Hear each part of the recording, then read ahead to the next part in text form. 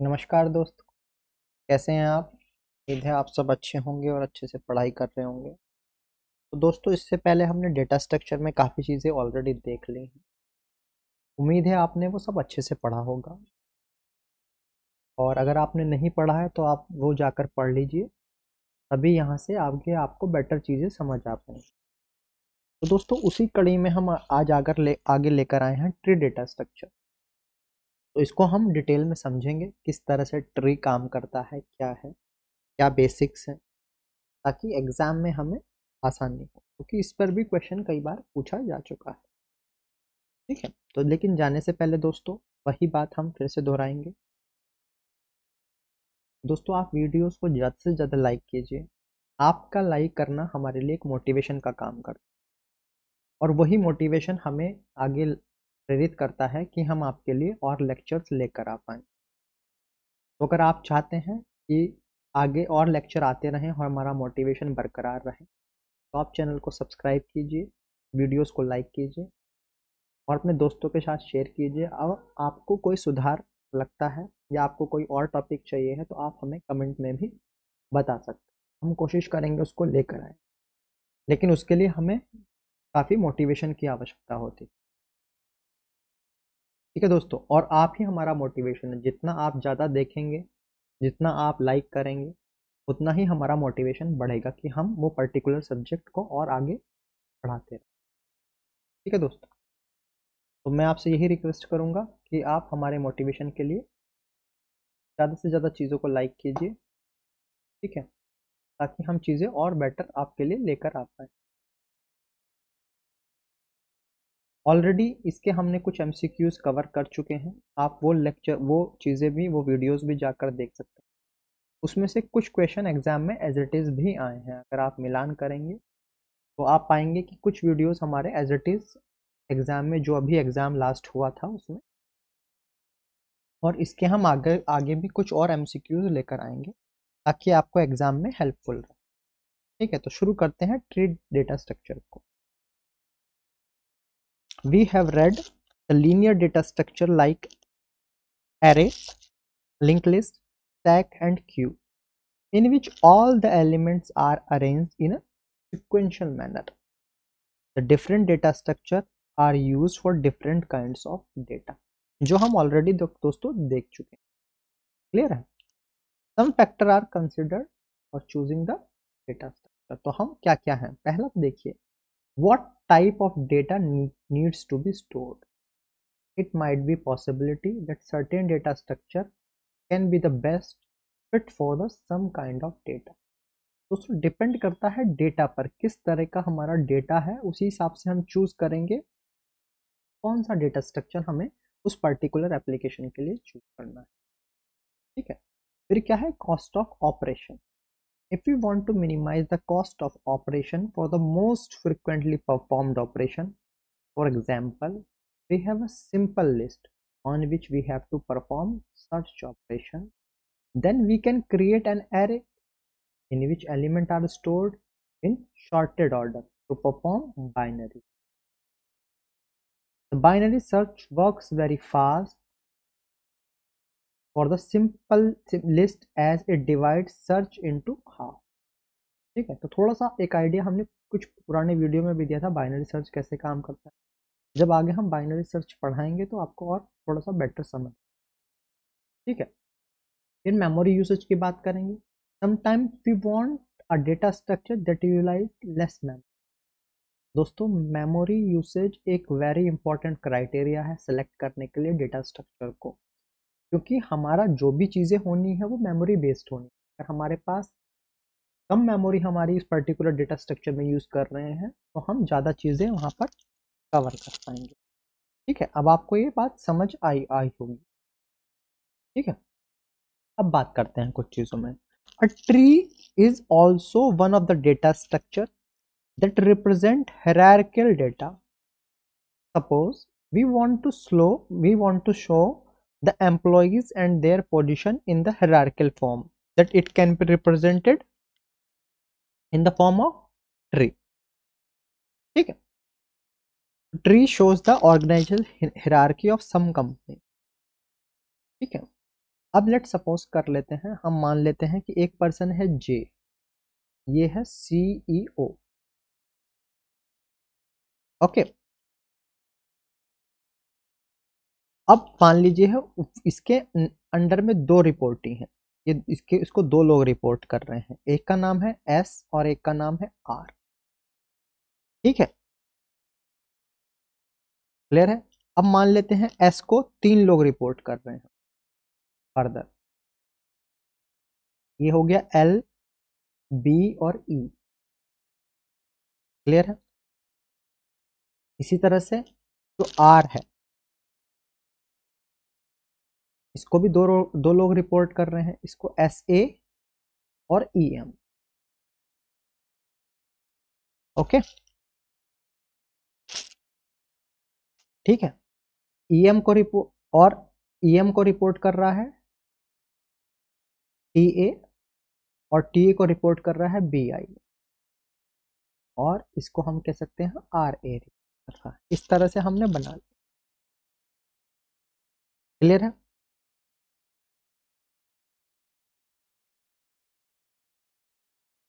ठीक है,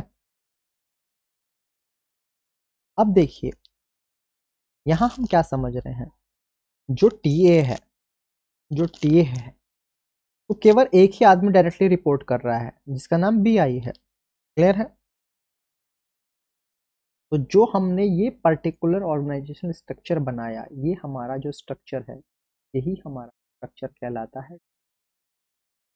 और इसमें क्या हायरार्की बन गई है, तो इसको हायरार्किकल ऑर्गेनाइजेशन व्यू हम बोलते हैं। क्लियर है। और ऐसा इसलिए कहते हैं क्योंकि ये एक रियल ट्री की तरह हमें महसूस हो रहा है। क्लियर है। तो जो ऊपर का, सबसे ऊपर का एलिमेंट है, यानी जिसको जो हम यहाँ सीईओ कह रहे हैं, इसको हम कहते हैं रूट एलिमेंट। और इसी तरह से इसकी जो जो ब्रांचेस होंगी वो डाउनवर्ड मूव करती जाएंगी। ठीक है। तो हम इसलिए कह सकते हैं tree data structure is an efficient way of storing the data in the hierarchical view. तो ठीक है, तो इसको एक लाइन में आप लिख लीजिए, इंपॉर्टेंट बात। Tree data structure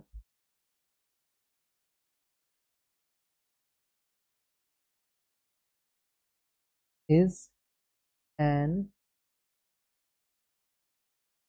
efficient way of storing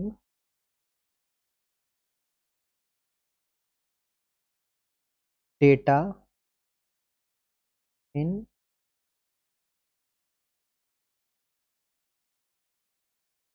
hierarchical view। Okay, hierarchical way में हम डेटा स्टोर कर सकते। ठीक है, क्लियर है। अब देखिए हम कुछ पॉइंट्स, की पॉइंट्स देखते हैं डेटा स्ट्रक्चर के जो important. A tree data structure is defined as a collection of objects or entities known as nodes that are linked together to represent a simulate hierarchy। Clear है। A tree data structure is a non-linear data structure. That is very important. Okay, because it does not store in a sequential manner. It is a hierarchical structure as elements in a tree are arranged in a multiple levels. Okay, in a tree data structure, the topmost node is known as a root node. Each node contains some data, and data can be of any type. The above tree structure, the node contains the name of the employee। ठीक है दोस्तों, यहाँ पर क्या था, name of the employ हम कर रहे थे, तो डेटा वुड बी अ, तो यहाँ टाइप क्या हो गया डेटा का, स्ट्रिंग हो गया। Each node contains some data and the link और reference to the nodes that can be called children. ठीक है, तो पेरेंट एंड चाइल्ड रिलेशनशिप की है यहाँ पर बात होगी। क्लियर है। अब देखिए कुछ हम टर्मिनोलॉजी की हम बात करेंगे, ठीक है। जहाँ ऑलरेडी हमने रूट को डिफाइन कर दिया क्योंकि रूट हमने आपको बता ही दिया था। Each node is labelled with some number.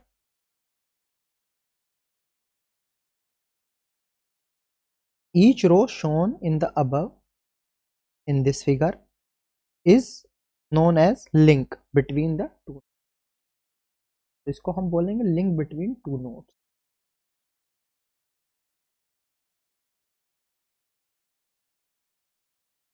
Okay, the root node is the topmost node in the tree hierarchy. In other words, the root node is one that doesn't have any parent. Okay, in this structure, node number one is a root node of the tree. If node is directly linked to the some other node, it would be called a parent child relationship। Clear है दोस्तों? ठीक है। अब देखिए, अब इसको हम थोड़ा सा लिख लेते हैं क्योंकि देखिए इंपॉर्टेंट है लिखना। अगर नहीं लिखेंगे तो फिर कुछ दिन बाद वॉलेटाइल मेमोरी में हमारा गायब हो जाएगा। वॉलेटाइल मेमोरी आप समझते ही होंगे, ठीक है।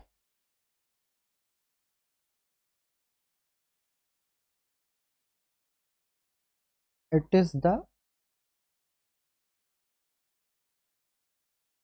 Top most node in tree hierarchy. Important बात लिखेंगे, root node is the one that does not have any parent। ठीक है। और यहाँ पर रूट नोड कौन सी है? Node one. यहाँ पर रूट कौन सी है? Node one. Correct.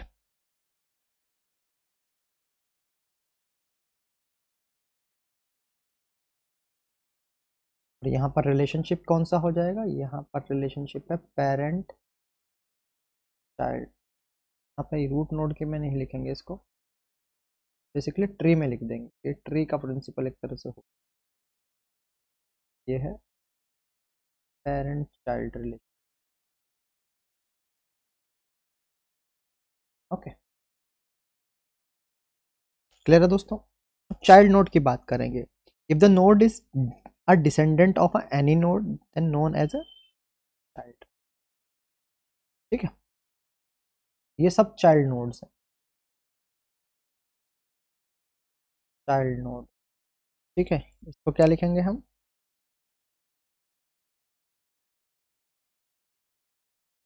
Descendant of any node. Clear है? अब पेरेंट की बात करें, if node contains any sub node then node is called the parent of that सब नोड। जैसे देखिए, ये नोड पेरेंट है इन दोनों का, ये नोड पेरेंट है इन तीनों का, इस तरह से। क्लियर है? Sibling, the nodes that have the same parent is known as sibling. ठीक है। आप देखिए, ये जो तीनों हैं ये आपके सिबलिंग हो गए, सिबलिंग हो गए। क्लियर है? क्लियर? थोड़ा सा लिख भी लेते हैं,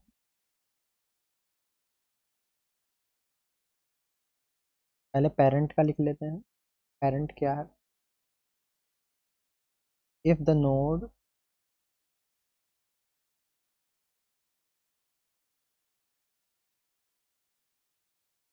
contains any subnode then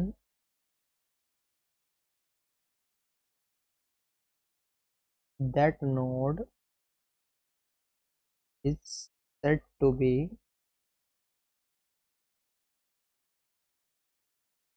parent of that subnode। Okay, इसी तरह से सिबलिंग की बात कर लेते हैं।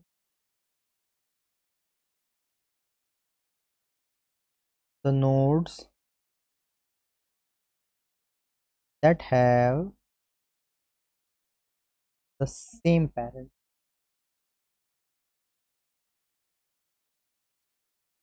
ओके, क्लियर है दोस्तों। अब इसी तरह से आता है आपका लीफ नोड। इसी तरह से आपका आता है लीफ नोड। लीफ नोड, ठीक है। लीफ नोड की बात कर लेते हैं। The node of the tree which doesn't have any child node is called leaf node. The node of the tree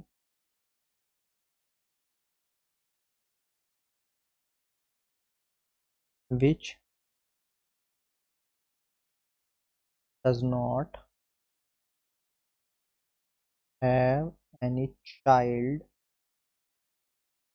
node called leaf node.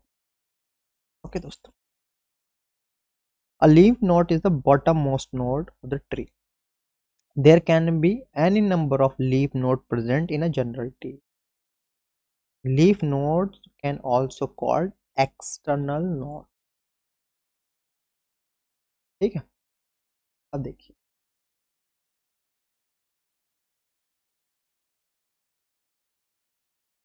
ये जो नोड है इनका कोई चाइल्ड नहीं। क्या आपको इनका कोई चाइल्ड दिखाई दे रहा है?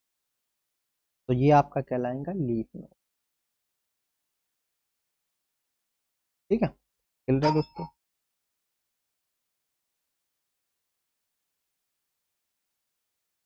ठीक है दोस्तों, अगला अगला जो हमारा नोड का टाइप है वो है आपका internal node. Internal, a node have at least one child known as a node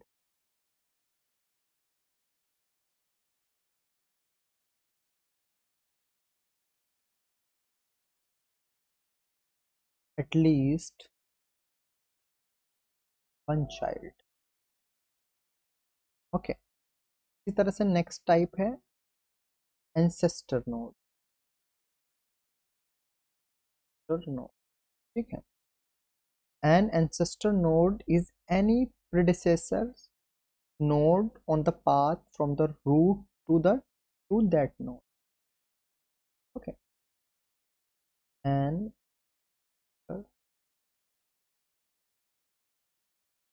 of is any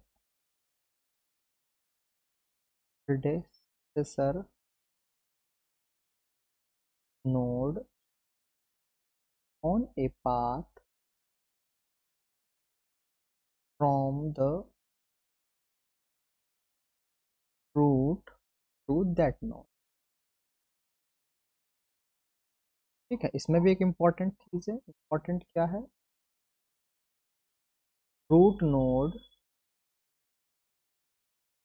does not have any ancestor। ठीक है, तो कोई एंसेस्टर होगा ही नहीं। ठीक है, ऊपर एग्जाम्पल की अगर हम बात करें 1 2 5, ये एंसेस्टर हैं इसके नोट 10 के। ठीक है, इसी तरह से एक नोट का टाइप हमारा बच गया है, थोड़ा सा ये इरेज करके इसको।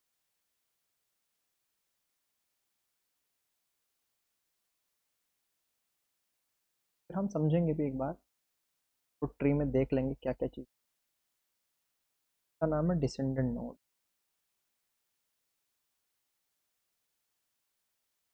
ठीक है, ये क्या है? ये बेसिकली इमीडिएट की बात कर रहा है, जो इमीडिएट सक्सेसर आपका होगा। Immediate of given node. Okay, अब देखिए ये तो हमने समझ लिया। अब इसको एक बार फिगर में भी समझ लेते हैं ताकि हमारी जो क्लैरिटी है वो हमें अच्छे से आ जाए। अब देखिए ये मेरा था, ऑलरेडी रूट नोड मेरा मेंशन है तो वो मैं उसको नहीं बताऊंगा, ठीक है, लिखा है ऑलरेडी रूट नोड क्या है, ठीक है। और जो जितने भी ये हो गए, बेसिकली ये भी चाइल्ड नोड है, ये भी चाइल्ड नोड है, लिख लेते हैं। ये भी सब चाइल्ड है, ये भी सब चाइल्ड है, ये भी सब चाइल्ड। ओके, अब पेरेंट की बात करें। जो पेरेंट है, पेरेंट कौन कौन से हैं? देखिए ये भी एक पेरेंट है, ये भी एक पेरेंट है, ये भी पेरेंट है, ये भी पेरेंट है, इसे पी से लिख देता हूँ, ये भी पेरेंट। क्लियर है? क्लियर। अब ठीक है आगे बढ़ते हैं। के बाद सिबलिंग की बात करें। देखिए अगर बात करें, ये आप ये इसको बहुत क्लियरली समझ, ये इस नोड के बारे में, इस नोड के ये तीनों चाइल्ड हैं तो ये तीनों आपस में सिबलिंग होगा, ये तीनों आपस में सिबलिंग। क्लियर है? ठीक है। सिबलिंग का हमने क्या पढ़ा था, वो क्या है, node that have the same parent, ठीक है। और अगर बात करें तो ये दोनों,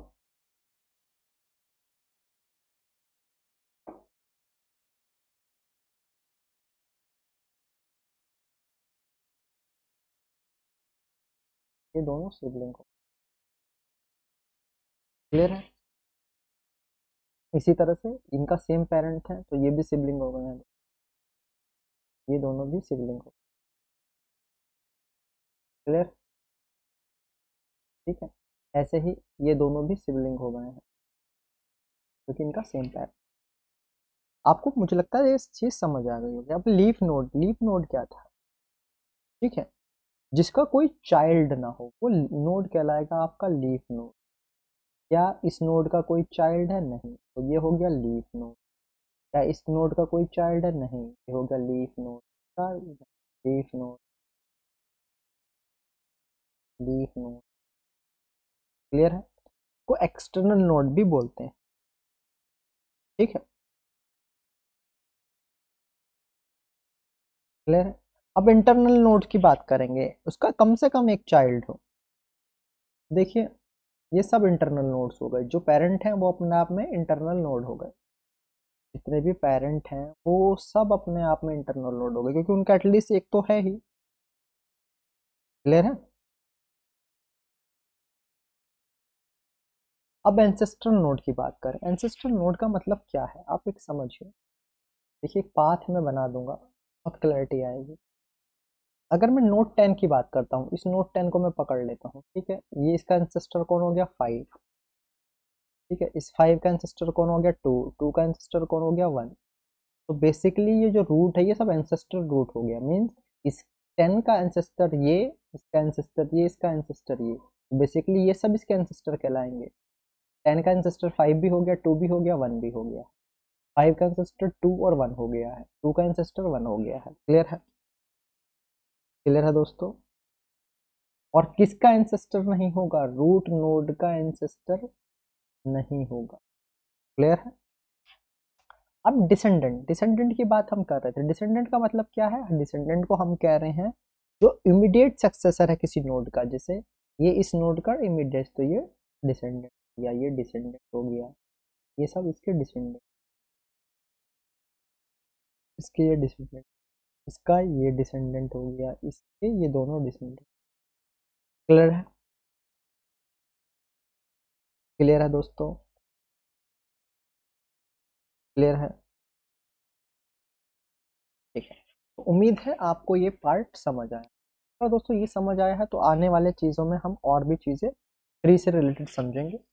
बट आज इस लेक्चर को यहीं रेस्ट करते हैं, नेक्स्ट पार्ट में हम और भी चीज़ें ट्री से रिलेटेड देखेंगे। तो दोस्तों जाते जाते मैं यही कहूँगा, लेक्चर को ज़्यादा से ज़्यादा लाइक कीजिए ताकि हमारा मोटिवेशन बढ़े और हम आप लोगों के लिए और भी अच्छे अच्छे लेक्चर लेकर आ पाएँ जो आपके एग्ज़ाम में हेल्प। ठीक है दोस्तों, इसी के साथ मैं आज का लेक्चर एंड करता हूँ।